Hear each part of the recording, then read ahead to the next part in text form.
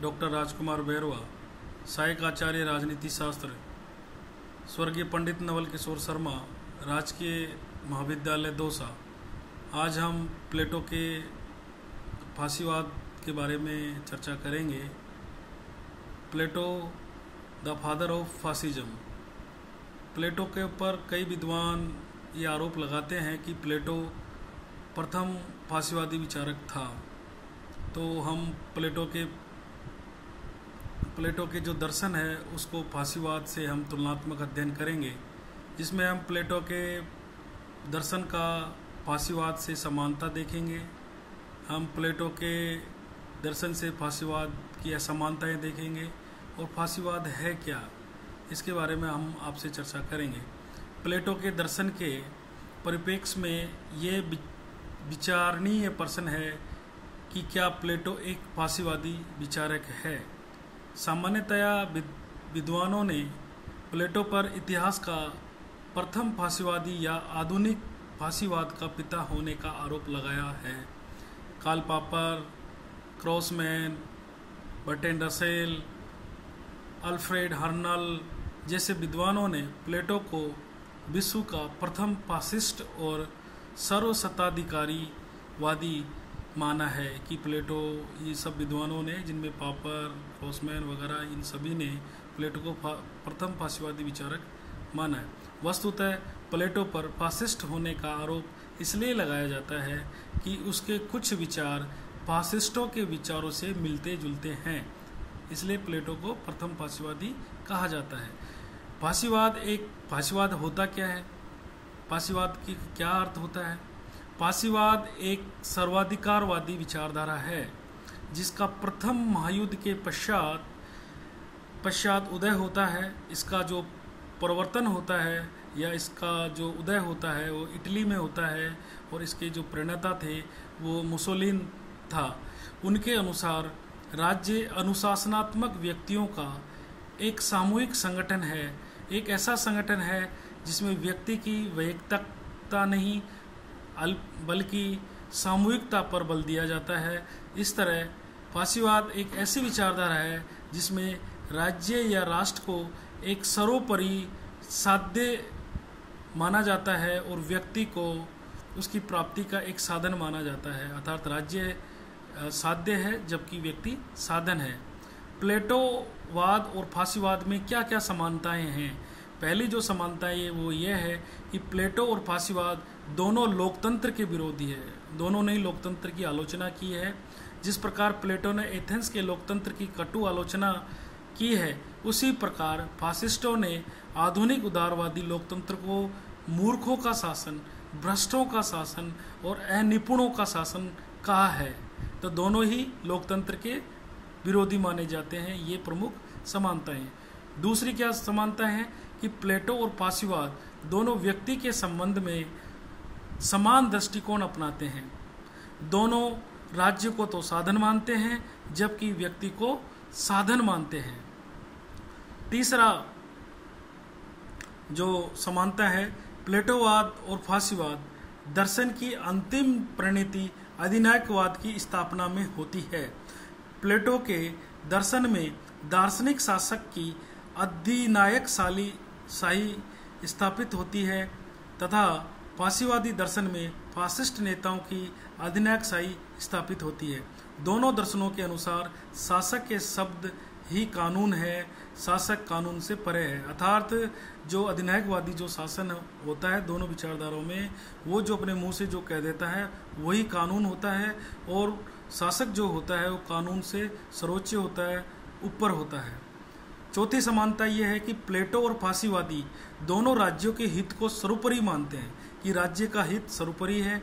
व्यक्ति राज्य की तुलना में कोई पृथक कोई अधिकार या स्वरूप नहीं रखता, यानी जो कुछ भी है राज्य में है, राज्य के बाहर कुछ भी नहीं है। व्यक्तित्व का जो अस्तित्व है वो राज्य में ही होता है। व्यक्ति समष्टि में निहित है। व्यक्ति को राज्य का परम भक्त होना चाहिए, उसके कार्य में पूर्ण रूप से भाग लेना चाहिए। पांचवी समानता यह है कि प्लेटो और मुसोलिन दोनों को मनुष्य की असमानता में विश्वास था। दोनों की ये धारणा थी कि सभी मनुष्यों की बौद्धिक क्षमता और कार्य की शक्ति एक समान नहीं होती है। अर्थात जो व्यक्ति होते हैं वो प्लेटो भी यही मानता है और मुसोलिनी भी यही मानता है कि दोनों की जो क्षमताएं होती है वो अलग अलग होती है, तथा बाकी सभी शासन, वो कहते हैं कि शासन करने की क्षमता कुछ व्यक्तियों में ही निहित होती है तथा बाकी सभी व्यक्ति भेड़ों की तरह केवल शासित होने के लिए जन्म लेते हैं। प्लेटो ने इसी धारणा के आधार पर अपने आदर्श राज्य में शासन करने वाले को संरक्षक वर्ग या दार्शनिक राजा कहा है तथा शेष व्यक्तियों को केवल शासित होने के लिए छोड़ दिया है। छठी समानता यह है कि प्लेटो तथा मुसोलिनी दोनों ने ही राज्य नियंत्रित शिक्षा का समर्थन किया है कि जो भी शिक्षा पद्धति या जो भी शिक्षा दी जाएगी वो राज्य के द्वारा दी जाएगी और राज्य के नियंत्रण में होगी। दोनों ने कला और साहित्य पर कठोर प्रतिबंध लगाया है। दोनों का उद्देश्य राज्य नियंत्रित शिक्षा प्रणाली द्वारा नागरिकों के चरित्र को शासन के स्वरूप के ढांचे में ढालना है।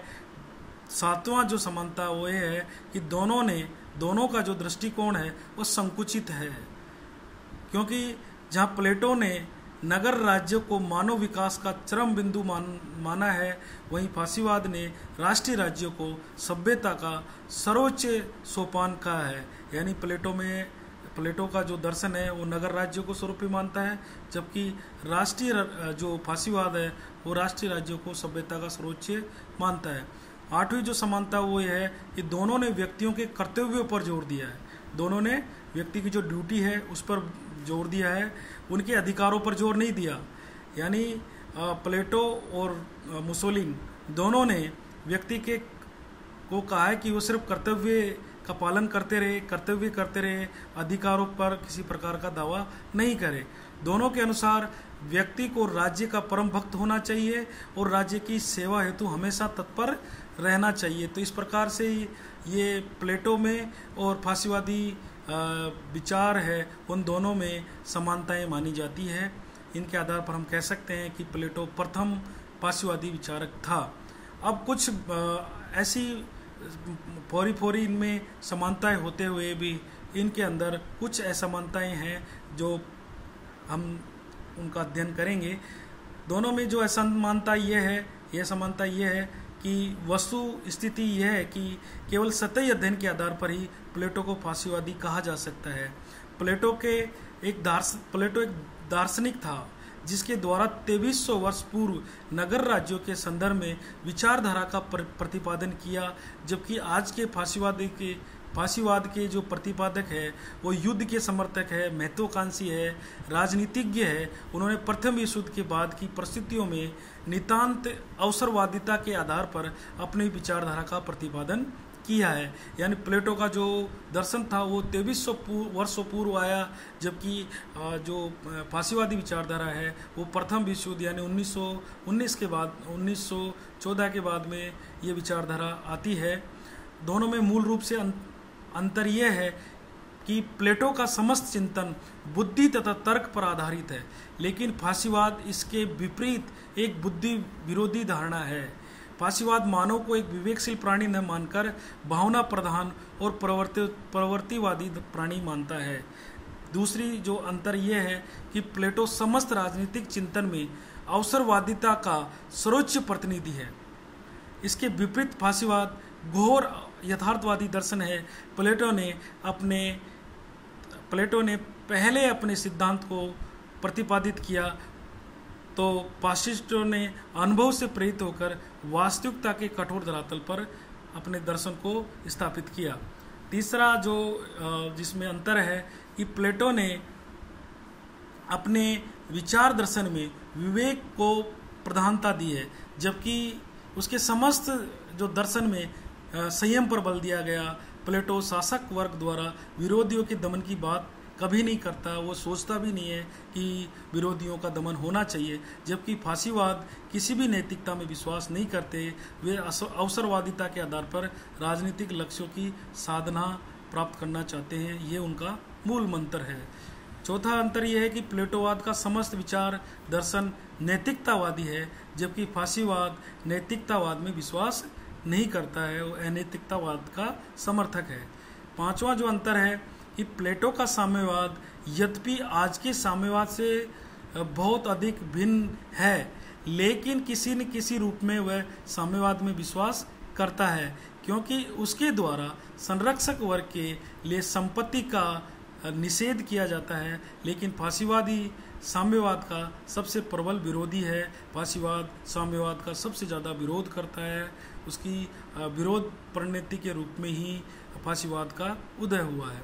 छठा जो अंतर है कि प्लेटो आंतरिक और बाहरी दोनों क्षेत्रों में शांति में विश्वास करता है कि आंतरिक क्षेत्र में भी और बाहरी क्षेत्र में शांति स्थापित होनी चाहिए, जबकि फासिस्टों ने शक्ति, युद्ध, हिंसा और राज्य के विस्तार पर जोर दिया है।